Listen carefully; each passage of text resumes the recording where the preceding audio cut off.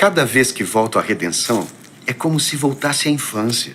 O som da areia rangendo sob a sola dos sapatos é um som que ficou impregnado na minha memória. Mico era o meu apelido. Penso no Mico e volto à minha dimensão verdadeira.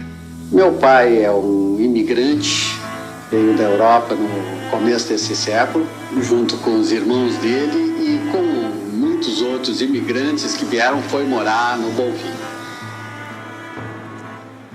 O pai chamava José, a mãe se chamava Sara.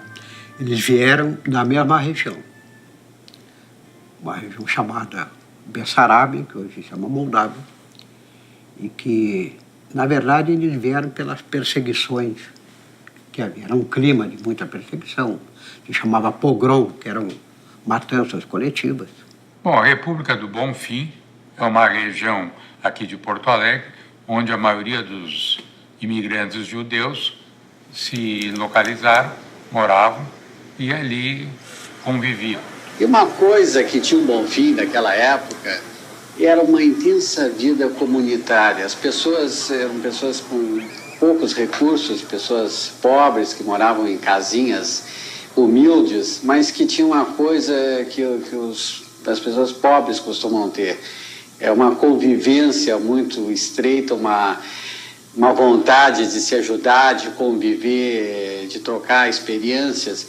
Então, todas as noites, o pessoal costumava sentar em cadeiras na calçada e contar histórias. E aquelas histórias que eles contavam eram longas histórias, uma certa melancolia, mas também de uma grande esperança do país, que eles diziam que era o país do futuro. Então, o Moacir assistia essas histórias. Eu também, a gente ficava na calçada, nas casas, né? As paredes, as casas simples, paredes descascadas, móveis velhos, né? Mas livros, chá e diálogo não faltavam. Bom, a dona Sara era professora, é a pessoa mais importante na formação do Moacir, porque ela disciplinou toda aquela inteligência espetacular do Moacir, teve um condutor. A primeira coisa que eu ganhei, antes mesmo de ganhar uma bicicleta, como outras crianças, foi uma máquina de escrever. Se eu ainda não aprendi a escrever, não foi por falta de prática. Eu estava, então, rabiscando, né, as historinhas, isso já com 6, 7 anos de idade. E a minha primeira obra foi até uma autobiografia, escrita em papel de pão, né? Nós não éramos uma família muito abastada, de modo que até papel na minha casa era um certo luxo.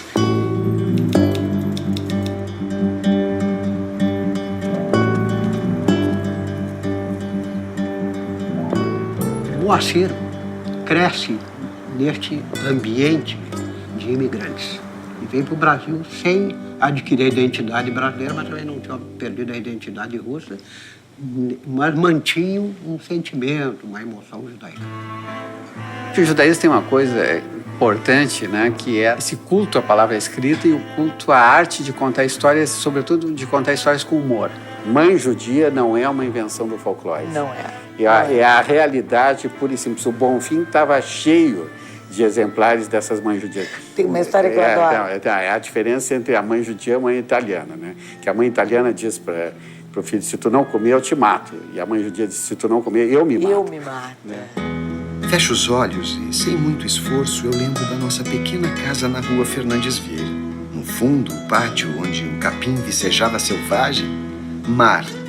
Nesse mar, eu navegava rumo a países distantes. Nunca desembarquei nas míticas regiões que povoavam a minha imaginação.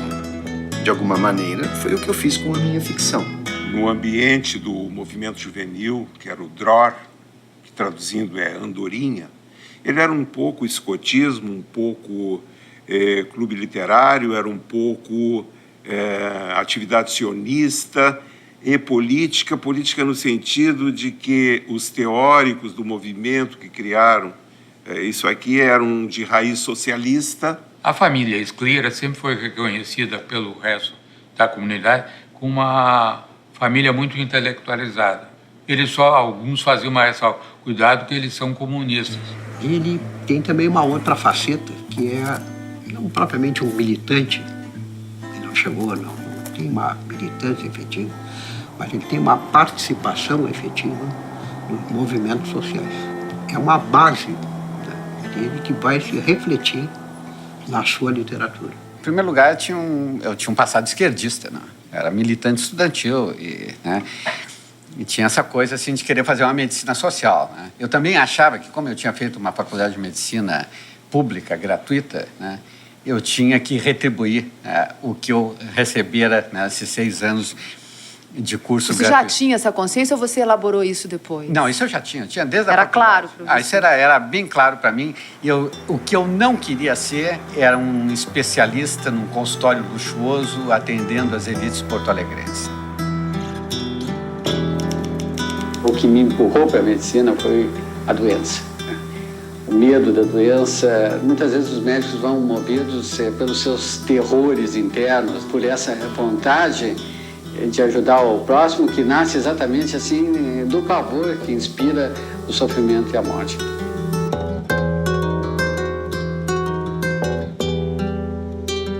O Moacir teve uma pessoa muito importante na vida dele, que foi a Judite. A minha melhor amiga casou com o melhor amigo do Moacir. Aí eles me convidaram para jantar, nós fomos jantar, os dois, o Moacir e eu. Aí o Moacir queria me encontrar outra vez. Eu tinha 19 anos, eu ia fazer vestibular, e ele me disse, olha, tu vai precisar de um atestado médico para fazer vestibular. Então, estou te trazendo o atestado médico. Bom, e aí a gente ficou junto e nunca mais se separou. Foram 2 anos de namoro, 45 anos de casado.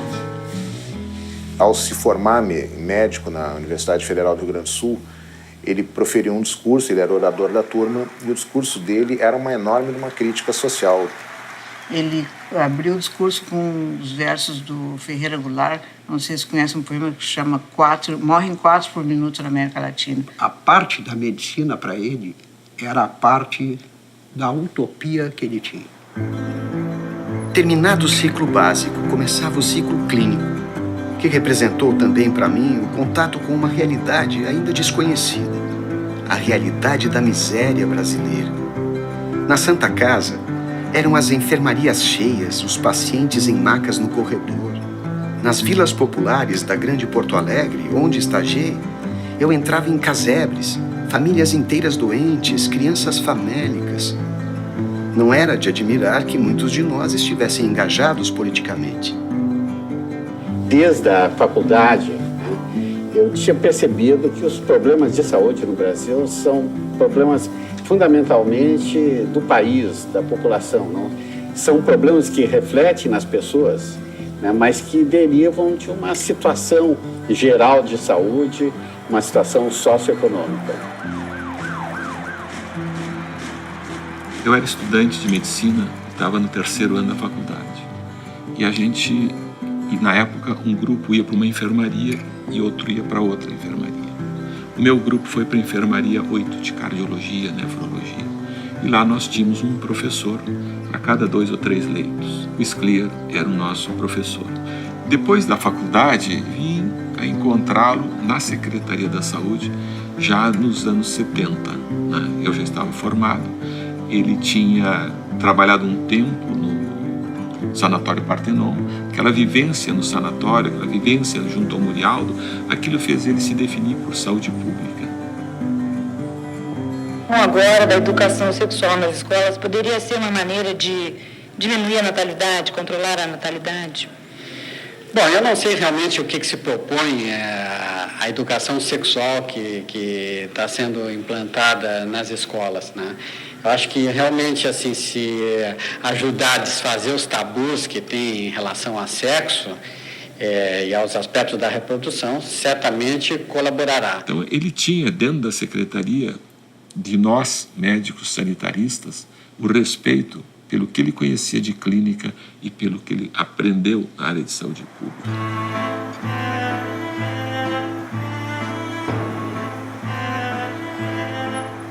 Meus pais eram grandes contadores de história, gesticulando, né? Diz que o judeu nunca se afoga, porque quando ele cai na água e se ele não sabe nadar, ele vai contando uma história. E aí ele nada de qualquer jeito, né? A questão bem-humorada das coisas, né? Isso aparece e vai aparecer sempre. Nas crônicas, que para mim são um grande laboratório, né? É a incubadora mesmo do trabalho dele. Depois nos contos e, finalmente, nos romances. Eu conheci o Moacir nessa sala aqui. Ele vinha visitar o pai e, eventualmente, então, eu herdei a amizade do pai, né? Nós fizemos um livro juntos, chamava Pega para Caput. Era o Moacir, o José Guimarães, eu e o Edgar Vasquez. A história do Pega para Caput, ela começa na LPM, lá pela década de 70, final da década de 70. Um dia vem dar na praia de Capão da Canoa um vidrinho com um testículo do Hitler. E aí um grupo de nazistas quer recuperar aquilo ali, porque ali estava a possibilidade de criar um novo Hitler e etc. E tal. Então, virou uma verdadeira piração. Cada um escrevia um capítulo do livro e deixava a situação mais complicada possível porque escreveria o capítulo seguinte, né? E cada um ia dando uma solução, então, e geralmente sacaneando o outro. E aí começou uma divertidíssima experiência criativa. Eu me lembro uma vez que eu estava tomando banho, não é um acontecimento raro na minha vida, né? Mas o que é raro é que me ocorreu uma ideia para escrever um conto quando eu estava tomando banho. E aí eu senti que eu tinha que imediatamente escrever, e sair do banho e sem roupa, né? Quer dizer, numa noite de inverno, né, que é um risco, comecei a escrever esse conto, porque senão ele ia embora, né? Depois eu aprendi a simplesmente anotar algumas palavras para me lembrar. E aí depois eu descobri a coisa mais importante, é que, ao contrário, a gente não deve anotar nada, não deve escrever imediatamente nada em se tratando de ficção. Porque se a ideia vamos dizer, válida, se ela se impõe, ela vai nos perseguir, né? Ela vai nos acordar no meio da noite, ela vai correr atrás da gente e nos obrigar a escrever. Onde ele estava, podia ser, por exemplo, num restaurante, de repente aparecia uma ideia, ele pegava um guardanapo, tomava nota num canhoto, talão de cheque, onde fosse, de repente surgiu uma ideia. Podia ter um baile ao redor dele, que ele sentava e escrevia. Eu me lembro que às vezes a gente ia para a praia na casa dos meus pais, a Judite, ele ia e estava todo mundo conversando, comendo, e ele ali com aquela máquina de escrever, ou se não tivesse máquina de escrever, ele escrevia em qualquer lugar e quando via, a história estava pronta. O meu pai pegava qualquer papel, né, até bilhete de avião, né, de cartão de embarque, eu tenho vários na minha casa lá, ele escrevia, porque ele não queria parar, os meios não importavam, ele grampeava tudo, isso aqui é o livro. Ele chegava com os originais, tudo recortado, colado de um jeito e tal. Na época em que era papel, assim, era um inferno. Era durex, band-aid, fita de tudo quanto era jeito.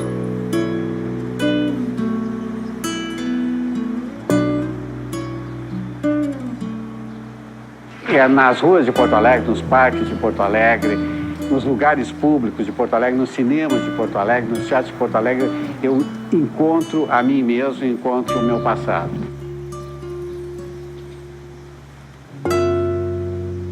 Cada vez que eu chego na janela e olho, né, eu vejo coisas assim que são inspiradoras, né? A entrada do Scliar na literatura coincide com o grande boom do chamado realismo fantástico da literatura latino-americana. O realismo fantástico é naturalizar o insólito, é apresentar esse fantástico, esse insólito, como uma coisa natural. Por exemplo, o centauro no jardim. Ele se destacou não pelo realismo fantástico, mas pela temática judaica. A própria literatura do Moacir é composta dessa. Ele se intitulava muito escritor judeu brasileiro. Então, acho que o centauro representa muito isso. Eu acho que o que caracteriza a literatura do Moacir é que são parábolas, vamos dizer assim, parábolas religiosas sem a religião. Ele vai somando, né, esse conjunto multifacético, o bairro, a família, mas, sobretudo, a herança judaica que ele tinha. Ele nunca se esqueceu dela, né? Ela sempre foi muito onipresente para ele. Eu sou um leitor da Bíblia, não um leitor religioso da Bíblia. Eu leio a Bíblia deliciado porque eu acho que é uma grande narrativa. Eu pego esses temas bíblicos e trabalho com eles com outra perspectiva. Eu inverto a narrativa clássica. Ele botou o Bonfim no mapa do mundo, de fato. Mas sempre continuou sendo o mico do Bonfim. Entre os autores, assim, tipo Isaac Bashevis Singer, Woody Allen e outros autores que utilizaram a temática judaica, o Scliar está neste grupo reconhecido internacionalmente. A gente se enchia de orgulho bairrista vendo os livros traduzidos do Moacir em todas as livrarias do mundo, né? Onde a gente entrava numa livraria em Paris ou nos Estados Unidos e tal, tinha um livro do Moacir traduzido. Eu acho que ele foi o autor brasileiro mais traduzido depois do Jorge Amado e do Paulo Coelho. Em 1974, comecei a escrever para o jornal Zero Hora de Porto Alegre. É uma experiência, no mínimo, curiosa, passar da página do livro para a página do jornal. A crônica é uma versão literária da conversa de bar. Crônica é um gênero, enfim, que nasce para ser escrito e consumido de forma rápida. Porque o que o Scliar trazia para a crônica era esse olhar de cidadão do mundo, viajado, culto, e que conseguia traduzir isso numa linguagem simples. Ele era um homem apaixonado pela palavra em todas as suas formas.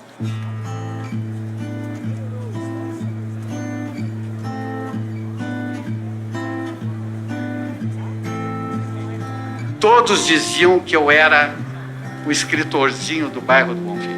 Eu nunca quis ser mais do que isso. Eu nunca quis mais do que devolver para aquelas pessoas as histórias que eles tinham me contado.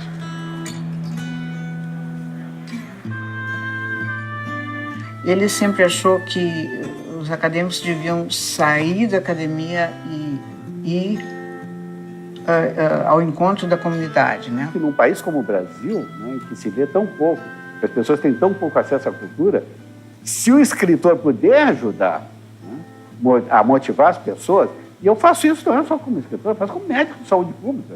Eu me acostumei a ir buscar a pessoa para se vacinar, né, a estimular a população a se vacinar. Literatura é a mesma coisa. Literatura é vacina. Vacina não é contra a doença, mas é vacina contra o desconhecimento. Moacir Scliar foi um ser humano acima de qualquer outra dimensão. A dimensão dele era a dimensão humana. Foi um guri do Bonfim que teve uma educação numa casa pobre. Ele nunca perdeu esse horizonte na vida dele. Um ser humano doce e maravilhoso. De enorme curiosidade e de muita generosidade. E ele sabia rir dele mesmo. Ele era, antes de mais nada, uma pessoa muito solidária, né? Era uma figura extraordinária, um grande fabulador. Assim, um homem do mundo, um cidadão do mundo. Essa que é a verdade.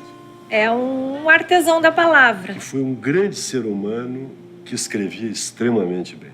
Ele podia escrever bem para vocês, mas como pai, ele era um cara de outro planeta. Eu tive o melhor pai que uma criança poderia ter. O que pretendemos com o ato de escrever?